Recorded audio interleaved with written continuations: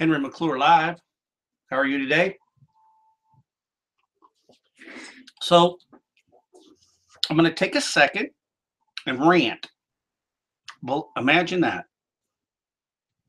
So today, who knows best for the shopping mall business in Topeka, Kansas? Is it Main Street or Wall Street? And if Wall Street knew what the way Main Street was going, what would they think? I can't think anything more type A personality than a Wall Street broker. I can't think of anything more,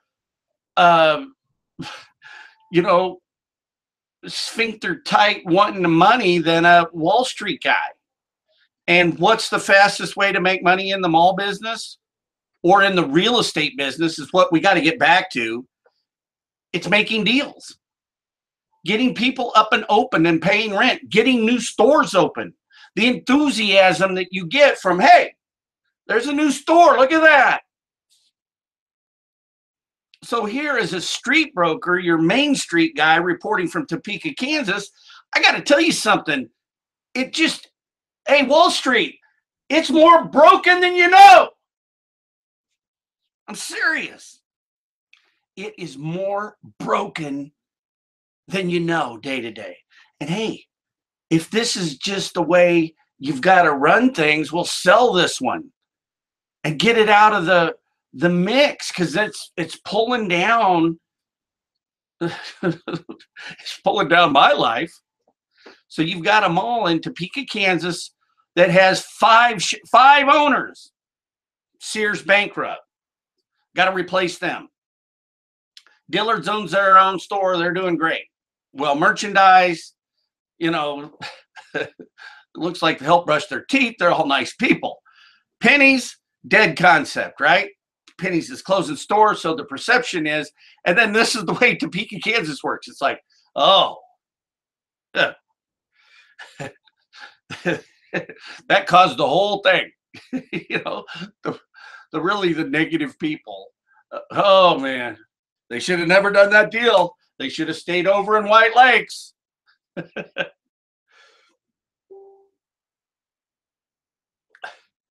Then you've got, so we got, ultimately we're going to have to replace Penny. And then you got Furniture Mall, who's clipping along. They own their own building. In fact, the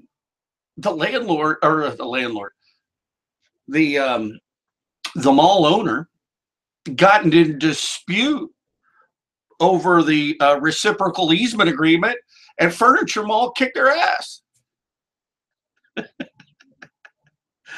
And that's the point. That's the point I want to make right now. The big mall guys have got to act like, something, that Furniture Mall guy's important to me. Maybe there's a compromise. I'm not just going to try to hit him with my big stick and my big legal department,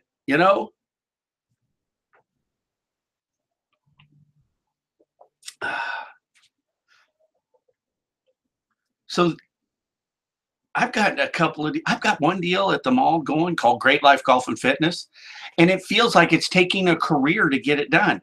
It's like I was describing to a fellow broker of mine how I feel like just, and he goes, no, don't do that. He goes, he says, number one, that's just not you.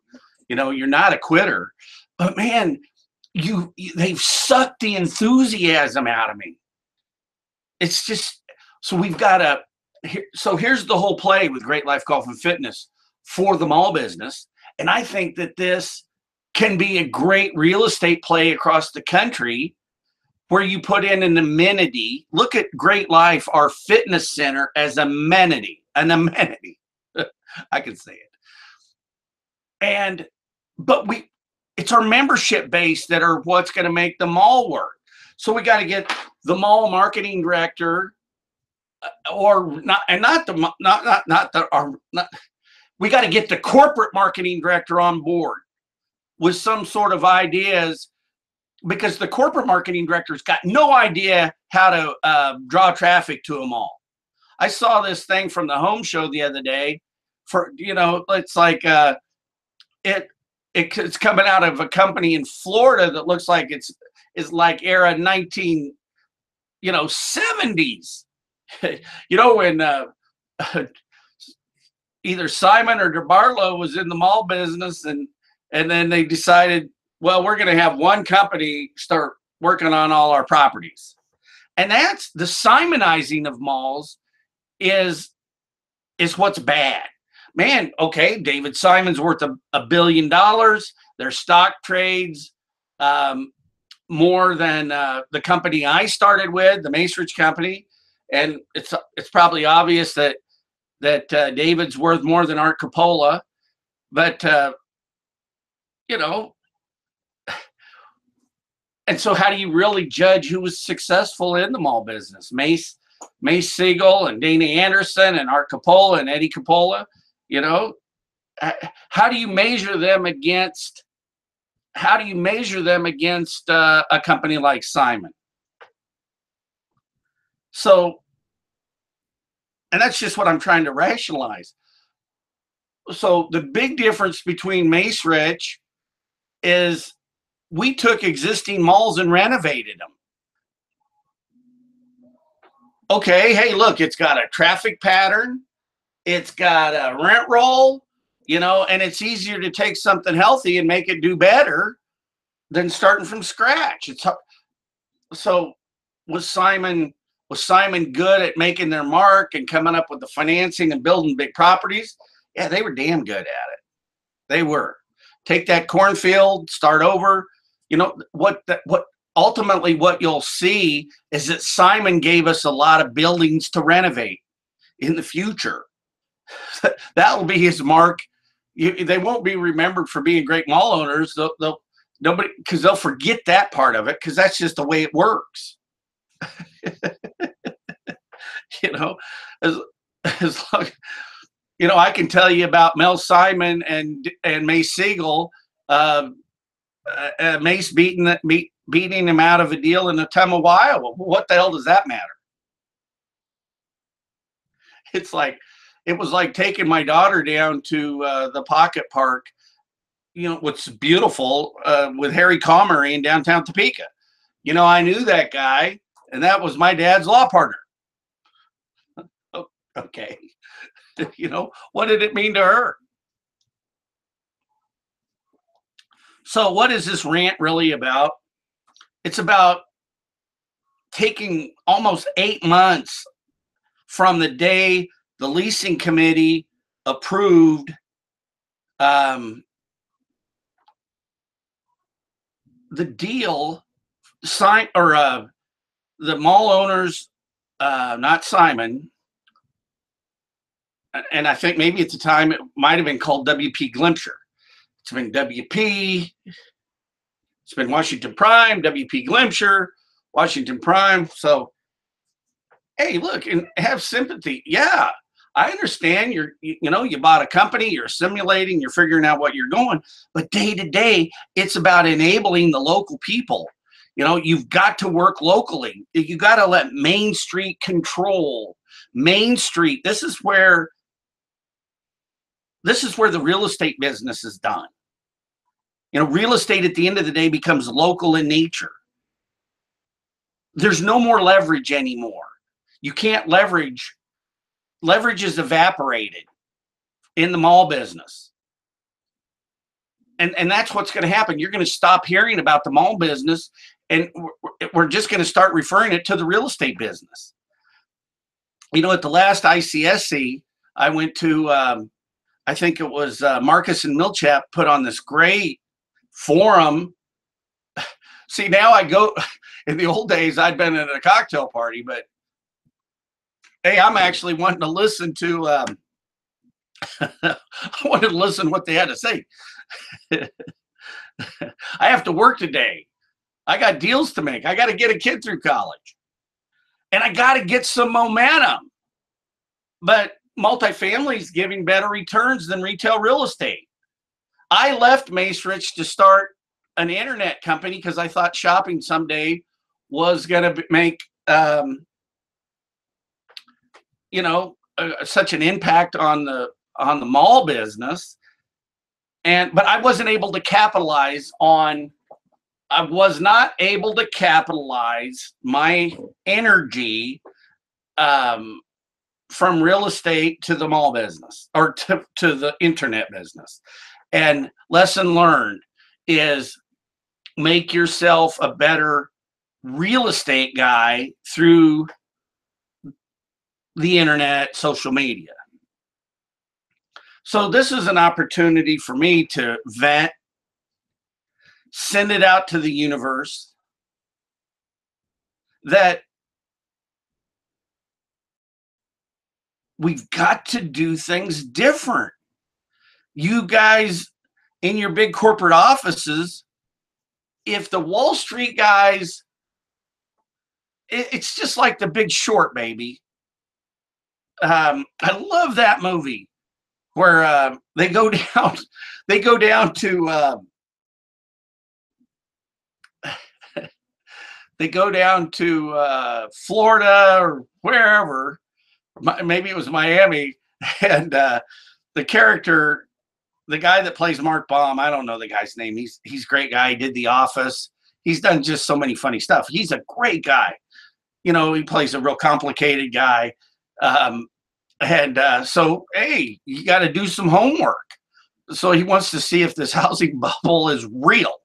Well, the strippers have got like 5 houses and they didn't have to qualify for loans. And, you know, it's the precursor to the housing pop. And when he finds out that the stripper's got 5 houses, he walks out and calls his guys, there's a bubble. How do you know? He goes, trust me, I know there's a bubble. And it's like if Wall Street knew how the local guy, the broker, okay, so 30 years ago, when that mall opened, I'd already renovated 4 malls. I learned from the best real estate guys in the world, to me, Mace Siegel and Dane Anderson. You know, and it's all about getting the deal done. It's all about fast. You know, it's like once somebody's made a decision, get the deal done. Put a blanket on them. You know, some guy wanted to offer us more rent, you know, than really we deserve to get.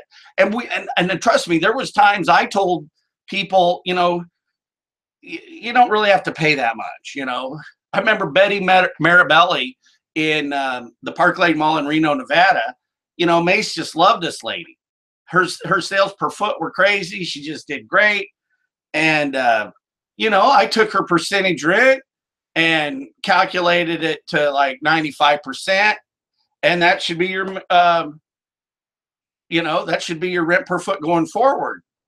And Mace got fucking pissed at me. Like, hey, you just let her pay whatever she wants to pay. And so I made a living and learned how to renovate malls. And I learned how to do it locally. I moved all over the country. I went to Winter Park, Florida, Boulder, Colorado, Chattanooga, Tennessee, back to Boulder, Greeley. Lived in Long Beach, commuted up to Reno via Delta. Oh boy, was that the days. Worked all over LA. You know, I've had a very colorful career in the real estate business. And I went to, then I did my internet thing. Anyway, here we are today trying to get a Great Life Golf and Fitness so I can leverage their store, so I can leverage their customer base, their members to come to the mall. I mean, built-in foot traffic, great numbers. You know, I'm really not so sure how, you know, what I can and can't say, you know, publicly, because like 2 other fitness people, their memberships and then amount it's a coveted number, but this is a big number. It's a big number. And Visit Topeka has agreed to, hey, we're going to cooperate, and we're going to have a visitor's pass in hotel rooms, so we can Hey, you're just sitting in your hotel room. Why don't you go work out? Go on down to the mall, work out, get some exercise. Uh, the Susan Duffy with the Metro, she's got ideas that are just awesome. I love this lady. She's great. She's going to help us give free rides to the mall. She wants to have from 6th Street to 29th Street a Wanamaker Express. And if we could get Topekans to ride the express, ride the bus, and have more have it easier for tourists to get around our town, we could raise our pull factor from 34% to 60%. I think it's 55%. The pull factor is dollars that come from other from non-Shawnee County people. So it's, hey, look, I'm your guy for working in the real estate business because I need money. I got to get to closings. I got to get paydays. I got to get stores open. And that momentum, but I'm telling you, it's like a clunker dealing with the corporate bureaucracy. And what really pisses me off the other day was over a payday. Yeah, you know, I'm out fronting money on renderings, and I got an architect helping me out and coming up with concepts.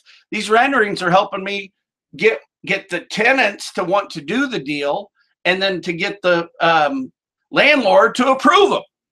And, well, you know, sorry, your commission agreement says, you know, you don't get paid for 30 days.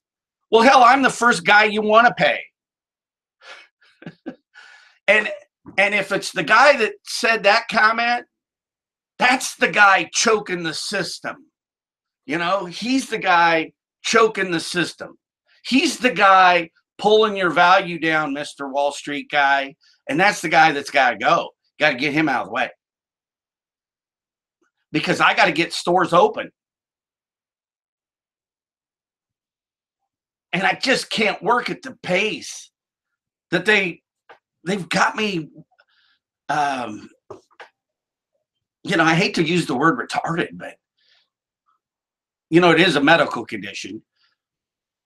It's always better when D.L. Hughley says it because he has a retarded son. Anyway, who's the smartest guy in the real estate business? Maybe we'll never know.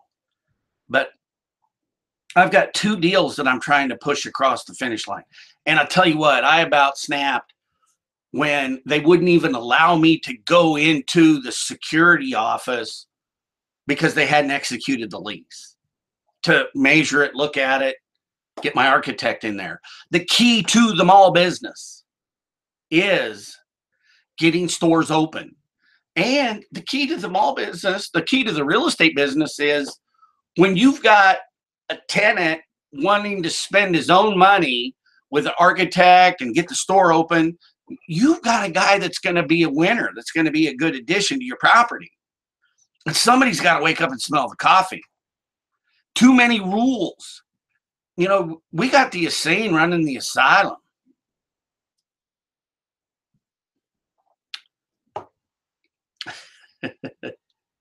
Not that I have an opinion, but things have to go different. A dear friend of mine, I was venting to him. His name's Doug Bassett. He's a great guy, good family man, comes from a good family of real estate people. They're all in it together. Good guys, good group. And Doug and I have always gotten along, and it's like it looks like I'm, you know, crying in my beer. But he says, man, don't lose your enthusiasm because you're actually right on this stuff. And but if we pull together as a community, the collective, we can make that piece of real estate out there work. I mean, if you think about all the nonsense that they've got going on at 29th and Fairlawn, we could build everything that he wants to at the mall.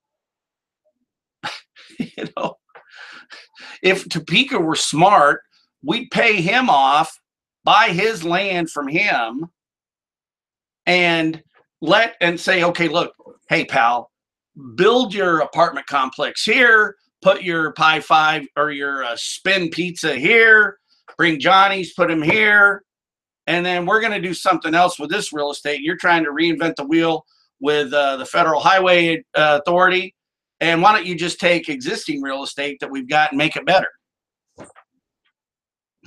Okay, we're gonna build an apartment complex. Well, let's build it on the mall so all those people can go shop and retail. It's actually just that basic. Well, I got some stuff to do. Man, is it a beautiful day in Kansas? Thank you for giving me the opportunity to vent.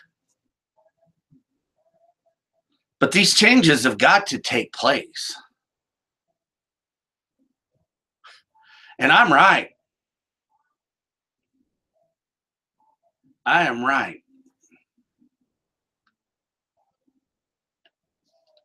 You got to get stores open, and you got to do it swiftly to get the momentum from the deal. It just can't go on like this. There's a lot of people a lot richer. So what is the smartest guy in the room? I'll tell you what, I like living here because I don't have to live in LA traffic. I'm smarter than the guy right now sitting in the car. Well,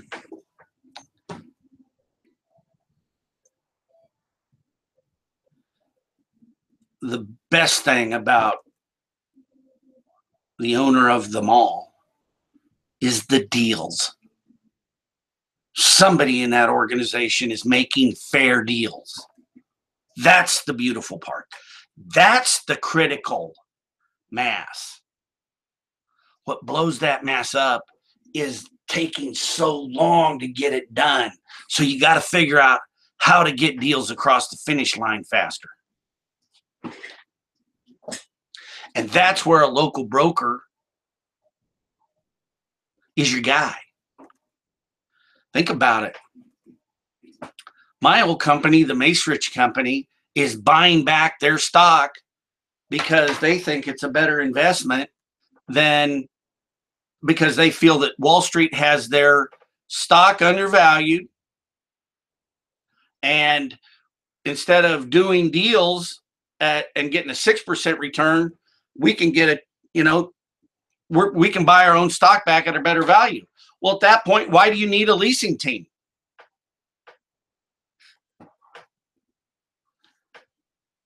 Why do you need salaried leasing guys on staff?